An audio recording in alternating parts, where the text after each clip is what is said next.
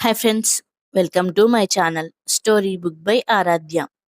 ఉద్యోగం చేస్తుందని చిన్న కోడల్ని ఎంతో గొప్పగా ప్రేమగా చూస్తూ తనని మాత్రం చాకరీ చేసే యంత్రంలా చూస్తుందని అత్తగారి మీద ద్వేషం కోపం పెంచుకుంది పెద్ద కోడలు.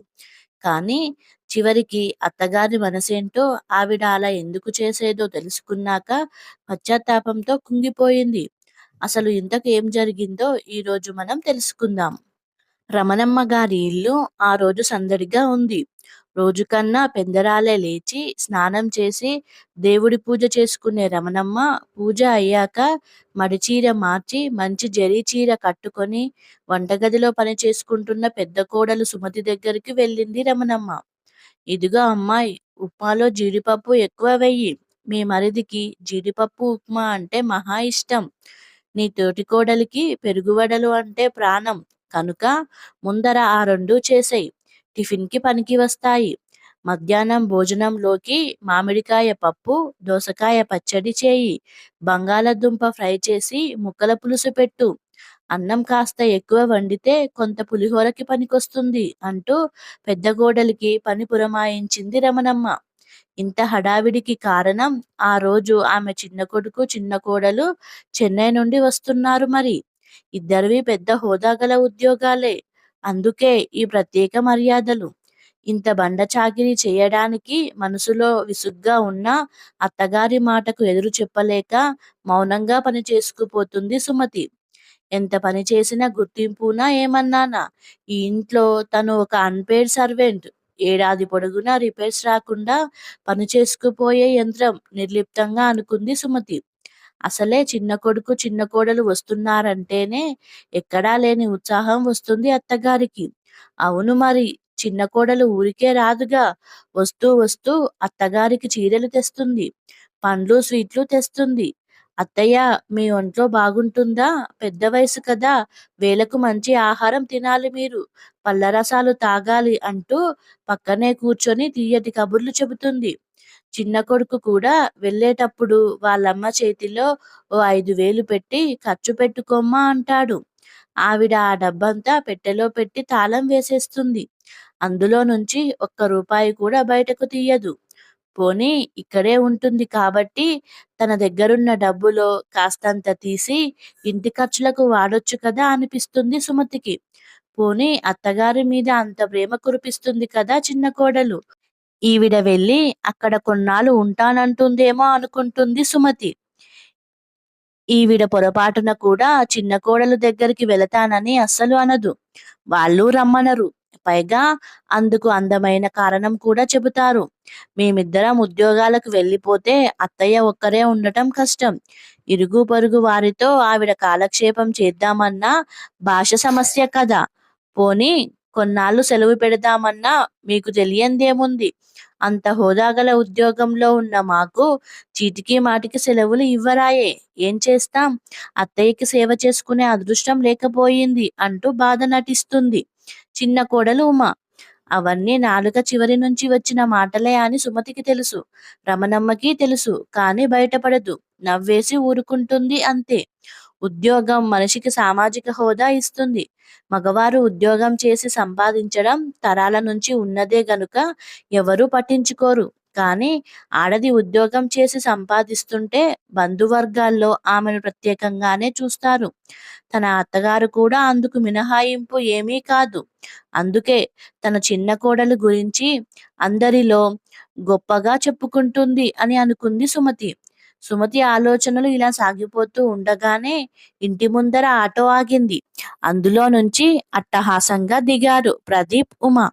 హడావిడి పడుతూ జరీ చీర సరిచేసుకుంటూ ఎదురు వెళ్ళింది రమణమ్మ వారిని ఆహ్వానించడానికి. వస్తూనే అత్తగారి కాళ్లకు దండం పెట్టింది ఉమ. నూరేళ్లు అష్టైశ్వర్యాలతో పిల్లా పాపలతో వర్ధిల్లండి అని కోడల్ని లేవనెత్తుతూ అంది అత్తగారు రమణమ్మ. బాబోయ్, పిల్లా పాపలు అనకండత్తయ్యా. అంతమందిని కనే టైం లేదు. పాపో బాబో ఒకరు చాలు మాకు నవ్వేస్తూ అన్నది ఉమ. నిజమే లేమ్మా, ఏదో అలవాటుగా అనేశాను. పెద్ద ఉద్యోగస్తురాలివి, సరిగ్గా తినడానికే టైం ఉండదు. ఇంకా పిల్లల్ని కని పెంచడం అంటే మాటలా? అన్నది రమణమ్మ. మరిదికి, తోటికోడలికి కాఫీలు, టిఫిన్లు అందిస్తూ బిజీ అయిపోయింది సుమతి. టిఫిన్లు తినటం అయ్యాక స్నానాలు చేసి తీరిగ్గా కూర్చొని అత్తగారికి తను తెచ్చిన చీరలు చూపించింది ఉమ. వాటిని చూస్తూ మురిసిపోతూ చిన్న కోడల్ని పొగడ్తలతో ఆకాశానికి ఎత్తేస్తోంది రమణమ్మ. వంటగదిలో పనిచేస్తున్న సుమతికి హాల్లో నుంచి తోటికోడలు చెప్పే కబుర్లు అన్నీ వినపడుతూనే ఉన్నాయి. ఉద్యోగస్తుల జీవితాల్లోని సాధక బాధకాలన్నీ వర్ణించి వర్ణించి చెబుతోంది. ఆమె కబుర్ల నిండా అతిశయోక్తులే. తినడానికి, వండడానికి టైం లేదన్నట్టు చెబుతోంది. తోటికోడలి వాక్చాతుర్యానికి ఆశ్చర్యపోయింది సుమతి. అసలు తన మరిది ఒక్కరి జీతంతోనే సౌకర్యంగా బతకవచ్చు. అప్పుడు ఈ టెన్షన్లు లేకుండా ఉండొచ్చు కదా. ఉమ కూడా ఉద్యోగం చేయాల్సిన అవసరమేమిటి? వస్తు వినిమయం పెరిగి మనిషి ఆలోచన ధోరణిలో మార్పు వచ్చింది. వస్తువులు, అవసరాలు తీర్చడంతో పాటు కొత్త హంగులు కావాలని కోరుకుంటున్నారు. మామూలు ఫోన్ ఉంటే చాలదు, అందులో ఎఫ్ఎం రేడియో, వీడియో కెమెరా కూడా ఉండాలి.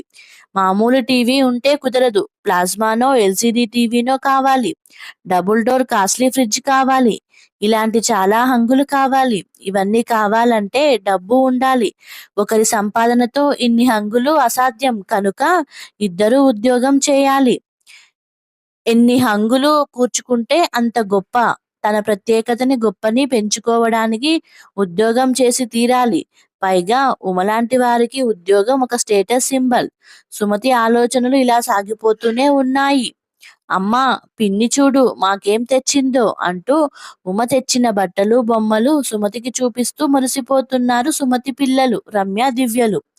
ప్రదీప్, ఉమ ఉన్న 4 రోజులు సినిమాలు, షికార్లు, షాపింగ్లు, వంట పని, ఇంటి పనితో బిజీగా ఉంది సుమతి. 4 రోజుల తర్వాత ప్రదీప్, ఉమలు తిరిగి ప్రయాణమవుతున్నారు. వంట పూర్తి చేసి ప్రదీప్, ఉమ ట్రైన్లో తినడానికి కొన్ని చపాతీలు, కూర తయారు చేసి ప్యాక్ చేసింది సుమతి. ఆ ప్యాకింగ్ బాక్స్ని నీ బ్యాగులో సర్దుకోమని ఇవ్వడానికి వెళుతున్న సుమతికి బెడ్రూమ్లో నుండి అత్తగారి మాటలు వినిపించాయి. ఈ మధ్య ఒంట్లో బాగుండడం లేదురా అబ్బాయి. డాక్టర్ దగ్గరికి వెళదామనుకుంటే బోలెడన్ని టెస్టులు చేసి స్కానింగ్, ఎక్స్రే అంటారు. మందులకి, టెస్టులకి, డాక్టర్ ఫీజుకి బోలెడు డబ్బు ఖర్చవుతుంది. నీకు తెలుసు కదరా మీ అన్నయ్య పరిస్థితి. వాడి జీతం ఇంటి ఖర్చులకే బొటాబొటీగా సరిపోతుంది. ఇక ఈ ఖర్చులన్నీ తట్టుకోవడం వాడి వల్ల అవుతుందా? నువ్వు ఒక 10,000 అన్నా సర్దితే డాక్టర్కి చూపించుకుందాం అనుకుంటున్నాను అని అంటుంది రమణమ్మ. అలాగే అమ్మా, ఈ 10,000 ఉంచుకో, మంచి డాక్టర్కి చూపించుకో అంటున్నాడు ప్రదీప్. కొడుకిచ్చిన డబ్బులు జాగ్రత్తగా పెట్టెలో పెట్టుకొని తాళం వేసుకుంది రమణమ్మ. వీళ్ళు వచ్చినప్పుడల్లా ఏదో ఒక వంక పెట్టి డబ్బులు గుంజుతోంది. అది అంతా మూటగట్టి దాచుకుంటుంది. ఈ వయసులో ఇంత డబ్బు పిచ్చి ఏమిటో అనిపించింది సుమతికి. ఆటో పిలుచుకొచ్చాడు సుమతి భర్త సుబ్రహ్మణ్యం. బయలుదేరబోతూ ఎప్పటిలాగానే అత్తగారి కాళ్లకు దండం పెట్టింది ఉమ. కోడల్ని దీవించి చటుక్కున తన మెడలో నుండి గొలుసు తీసి కోడలి చేతిలో పెట్టింది రమణమ్మ. గొలుసు చూడగానే ఉమ కళ్ళు మెరిశాయి. పైకి మాత్రం ఇప్పుడెందుకు అత్తయ్యా అంది మొహమాట పడుతున్నట్టుగా. నీకు కాదులేవే, పుట్టబోయే నా మనవడికిలే అన్నది రమణమ్మ. ఇదంతా చూస్తున్నా సుమతి మొహం మాడిపోయింది. ఆలు లేదు, చూలు లేదు. కొడుకు పేరు సోమలింగం అన్నట్టు ఎప్పుడో పుట్టబోయే మనవడికి ఇప్పుడే బహుమతులా? అనుక్షణం బామ్మ బామ్మ అంటూ ఆవిడ కొంగు పట్టుకు తిరిగే తన పిల్లలకి మొండి చేయి. ఆ ఇచ్చేదేదో తన పిల్లలకి ఇవ్వచ్చుగా. ఇక్కడ ఉండి తన చేత చాకిరీ చేయించుకుంటుంది. బహుమతులు, ప్రశంసలు మాత్రం వాళ్ళకి. అంతేలే, డబ్బు మహిమ. తన భర్త పెద్ద ఉద్యోగస్తుడు అయితే తనని కూడా ఓ మహారాణిలా చూసేదేమో. అంతా తన కర్మ అని లోపలే ఉడికిపోయింది సుమతి. ఆ రోజు నుంచి అత్తగారితో ముభావంగానే ఉండటం మొదలుపెట్టింది సుమతి. చీటికి మాటికి విసుక్కోవడం కూడా చేస్తోంది. ఓ రోజు సుబ్రహ్మణ్యంకు ఒంట్లో బాగోలేక ఆఫీసుకు సెలవు పెట్టాడు. ఈ మధ్య మీకు ఒంట్లో బాగుండడం లేదు అంటున్నారు కదా, ఒకసారి డాక్టర్కి చూపించుకోరాదు అన్నది సుమతి. నెలాఖరు కదా, డబ్బులు ఎక్కడ ఉంటాయి విసుగ్గా అన్నాడు సుబ్రహ్మణ్యం. ఇది మరీ బావుంది. ఆరోగ్యం కన్నా డబ్బు ముఖ్యమా ఏమిటి? మీ దగ్గర లేకపోతే మీ అమ్మని అడిగి తీసుకోండి. మొన్న మీ తమ్ముణ్ణి అడిగి 10,000 తీసుకుంది. మీరు అడిగితే కాదనదు అని అత్తగారికి వినిపించేటట్టు అన్నది సుమతి. మెల్లిగా మాట్లాడవే, అమ్మ వింటే బావుండదు అన్నాడు సుబ్రహ్మణ్యం. ఎందుకు బాగుండదు? ఇన్నాళ్ళు ఆవిడకు చాకిరీ చేస్తున్నందుకు ఆ మాత్రం ఇవ్వలేరా? అయినా అంత డబ్బు ఆవిడ మాత్రం ఏం చేసుకుంటుంది? గట్టిగానే అన్నది సుమతి. అంతా విన్న రమణమ్మ నెమ్మదిగా కొడుకు దగ్గరికి వెళ్ళి నుదుటి మీద చెయ్యి వేసి, ఏరా, ఒంట్లో ఎలా ఉంది అంది ఆప్యాయంగా. ఏమీ లేదమ్మా, సీజన్ మారింది కదా, కాస్త జ్వరం వచ్చినట్టు అనిపించింది అన్నాడు సుబ్రహ్మణ్యం. సుమతి ఊరుకోలేదు. అదేం కాదత్తయ్యా, ఆయనకి తరచు జ్వరం వస్తోంది. డాక్టర్ దగ్గరికి వెళదామంటే నెలాఖరు రోజులు కదా, డబ్బు ఎలాగా అని ఆలోచిస్తున్నారు. మిమ్మల్ని అడిగి తీసుకోమంటున్నాను అన్నది. ఇది మామూలు జ్వరమే లేవే, భయపడకు. నా దగ్గర డబ్బున్నా అది ఖర్చు పెట్టడం కుదరదు ఖచ్చితంగా అన్నది రమణమ్మ. ఒక్కసారిగా బరస్ట్ అయిపోయింది సుమతి. అవునులేండి, ఆ డబ్బు మాకెందుకు ఇస్తారు? అంతా మూట కట్టి మీ చిన్న కోడలికి ఏ వడ్డానమో కాసుల పేరో చేయించి ఇస్తారు. ఎంతైనా వాళ్ళంటే అభిమానం మీకు. అందుకేగా మొన్న వాళ్ళు వచ్చినప్పుడు మెడలో గొలుసు తీసి మరీ ఇచ్చారు. నాకు 2 ఆడపిల్లలు ఉన్నారు. మా పరిస్థితి ఏమిటో తెలుసు మీకు. అయినా అన్నీ తెలిసి అంతా వాళ్ళకే కట్టబెట్టాలని చూస్తున్నారు. చాకిరీ చేయడానికి మాత్రం నేను పనికి వస్తాను అని మనసులో ఉన్న ఉక్రోషాన్నంతా బయటపెట్టింది సుమతి. అంతా విన్న రమణమ్మ ప్రశాంతంగా నవ్వింది. ఏం మాట్లాడకుండా తన గదిలోకి వెళ్ళిపోయింది. ఇంత జరిగినా రమణమ్మ ఏం జరగనట్టే ప్రవర్తిస్తోంది. కానీ ఇంటి పనుల్లో కాస్త సహాయం చేయడం మొదలుపెట్టింది. నడుము వంగిపోయినా చీపురు పట్టుకొని వాకిలి చిమ్మేది. పనమ్మాయి రానప్పుడు గిన్నెలు కడిగేది. ఆవిడ ఆ వయసులో అలాంటి పనులు చేస్తుంటే సుమతి మనస్సు చివుక్కుమనేది. వెళ్ళి ఆవిడ చేసే పనిని ఆపాలనిపించేది. కానీ ఏదో అహం అడ్డు వచ్చి బింకంగా ఊరుకునేది. ఓ రోజు రమణమ్మకి హార్ట్అటాక్ వచ్చింది. హాస్పిటల్లో చేర్చారు. బంధువులు ఒక్కొక్కరు వచ్చి దిగుతున్నారు. మరిది తోటికోడలు కూడా వచ్చారు. ఆవిడను చూడటానికి అందరూ హాస్పిటల్కి వెళ్లారు. పని ఉండటంతో సుమతి ఒక్కతే ఇంట్లో ఉండిపోయింది. ఇంతలో ఫోన్ మోగింది. అమ్మ నిన్ను చూడాలంటోంది, త్వరగా బయలుదేరిరా అని భర్త సుబ్రహ్మణ్యం ఫోన్ చేయడంతో ఇల్లు తాళం పెట్టి హాస్పిటల్కి బయలుదేరింది సుమతి. ఆటోలో కూర్చొని ఉన్న సుమతికి జరిగిపోయిన సంఘటనలన్నీ గుర్తుకొచ్చాయి. మనసంతా ఏదో తప్పు చేసిన ఫీలింగ్ కలిగింది.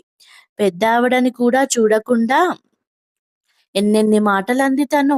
ఎంతసేపు తను ఆవిడకు ఏదో చాకిరీ చేశానని అనుకుందే గాని ఆవిడ తమ ఇంట్లో ఉండటం వలన తన కుటుంబానికి ఎంత మానసిక ధైర్యం కలిగిందో ఆలోచించలేదు తను. రోజూ రాత్రి భోజనాలు అవగానే బామ్మకి ఇరుపక్కలా పడుకొని ఆవిడ చెప్పే కథలు వినడానికి రెడీ అయిపోతారు తన 2 పిల్లలు. తను తన భర్త ఎప్పుడైనా సినిమాకి వెళితే పిల్లలు అల్లరి చేస్తారని ఆవిడ దగ్గరే వదిలి వెళుతుంది తను. తనకి గాని తన భర్తకి గాని ఏ సమస్య వచ్చినా ఆవిడతో చెప్పుకుంటే తన అనుభవంతో ఓ మంచి పరిష్కారం చెప్పేది. తామందరికీ పెద్ద దిక్కుగా మంచి చెడు చెబుతూ ఆవిడ ఇంట్లో మసులుతూ ఉంటే ఆ నిండుతనమే వేరు. డబ్బు పోయినా సంపాదించుకోగలం, మనిషిని మమదని సంపాదించుకోలేం. భగవంతుడా, నా తప్పు క్షమించు, ఆవిడని క్షేమంగా ఇంటికి చేర్చు అని దారి పొడుగునా దేవుడికి ప్రార్థించింది సుమతి. హమ్మయ్య, వచ్చావా? అమ్మ నిన్నే కలవరిస్తోంది, త్వరగా పద. హాస్పిటల్లోకి అడుగు పెట్టగానే గబగబా ఎదురొచ్చి సుమతితో అన్నాడు సుబ్రహ్మణ్యం. హాస్పిటల్ బెడ్ మీద ఉన్న అత్తగారిని చూడగానే సుమతి దుఃఖం ఆపుకోలేకపోయింది. నన్ను క్షమించండి అత్తయ్య, మీరు డబ్బులు ఇవ్వలేదని కోపంతో ఏదేదో అనేశాను. అయినా అది మీ డబ్బు, మీ ఇష్టం. అడిగే హక్కు గాని అధికారం గాని లేదు నాకు. మీరు కావాలి నాకు. మీరు క్షేమంగా ఇంటికి తిరిగి వస్తే అదే 10,000 నాకు. దుఃఖంతో గొంతు పూడుకపోతూ ఉండగా అన్నది సుమతి. రమణమ్మ ముఖంలో ప్రశాంతతతో కూడిన నవ్వు మెరిసింది. పిచ్చిదానా, నీ మనసు నాకు తెలియదంటే? ఆ మాటకొస్తే ఏ బిడ్డ మనసు ఎలాంటిదో తల్లికి గాక మరి ఎవరికి తెలుస్తుంది? ఒకే తల్లికి పుట్టిన బిడ్డలైనా అందరి మనస్తత్వం ఒకలా ఉండదు. నీ భర్త అమాయకుడు, నీ మరిది గడుసు, వాడికి తగ్గ భార్య ఉమ కూడా. వాడికి ఎలాగో నన్ను తీసుకెళ్ళి వాళ్ళ ఇంట్లో ఉంచుకోవడం ఇష్టం లేదు. ఆ సంగతి నాకు తెలుసు. ఇద్దరం ఉద్యోగాలు చేస్తున్నాం. అమ్మ ఒక్కతే ఇంట్లో ఉండలేదని చెప్తాడు పైకి. అంత ఒక్కదాన్నే ఉండలేకపోవడానికి నేనేమీ మంచం పట్టలేదుగా. ఇప్పుడే కాదు, వాడు ఎప్పుడూ నన్ను వాళ్ళింటికి పిలవలేదు. వాళ్ళ స్వేచ్ఛకి అడ్డొస్తానని కాబోలు. నన్ను చూడకపోతే పోనీ, కనీసం నా ఖర్చులకి డబ్బైనా ఇవ్వాలి కదా. తల్లి బాధ్యత తీర్చుకోవాలి కాబట్టి వాడి నుంచి డబ్బు రాబట్టాలి. కోడలి అనుమతి లేనిదే వాడు ఒక 10 రూపాయలు కూడా ఇవ్వడని తెలుసు. అందుకే కోడల్ని మంచి చేసుకోక తప్పలేదు నాకు. ఉమన్ని పొగడ్డం, అదొచ్చినప్పుడు కాస్త హడావిడి చేయడం అందులో భాగమే. డాక్టర్ ఖర్చులకు అని, మందులకని తీసుకున్న డబ్బంతా దాచి నీ పిల్లల పేర ఫిక్స్డ్ డిపాజిట్లో వేస్తే వాళ్ళ చదువుకో పెళ్లికో పనికొస్తాయి. ఇక ఉమకి బంగారపు గొలుసు ఎందుకిచ్చాననే కదా నీ సందేహం. అది పేరుకే బంగారపు గొలుసు, కానీ అందులో బంగారం పాలు తక్కువ, రాగి పాలు ఎక్కువ. ఎప్పటిదో నా బంగారు నెక్లెస్ కరిగించి గొలుసు చేయించుకుందామని కంసాలికి ఇస్తే ఆ విధవ ఆ బంగారమంతా కొట్టేసి రాగి కలిపి గొలుసు చేశాడు. అందుకే అది ఉమకి ఇచ్చేశాను. పరిస్థితులు మారుతున్న కాలము పిల్లల్ని మార్చేస్తున్నాయి. వాళ్ళను బట్టి మేము తెలివి తెచ్చుకోవాలిగా. పిచ్చి మొహమా! ఇప్పుడు అర్థమైందా నా గురించి? ఇక నీ అపోహలు పోయినట్టేనా? ఆప్యాయంగా కోడలు తల నిమురుతూ అన్నది రమణమ్మ. మంచు తెరలు వీడి ఉషోదయమైనట్టు ఆనందంగా తల ఊపింది సుమతి. కథ సమాప్తం. మీకు గనక ఈ కథ నచ్చినట్లయితే ఈ ఛానల్ని సబ్స్క్రైబ్ చేసుకోగలరు. Please subscribe.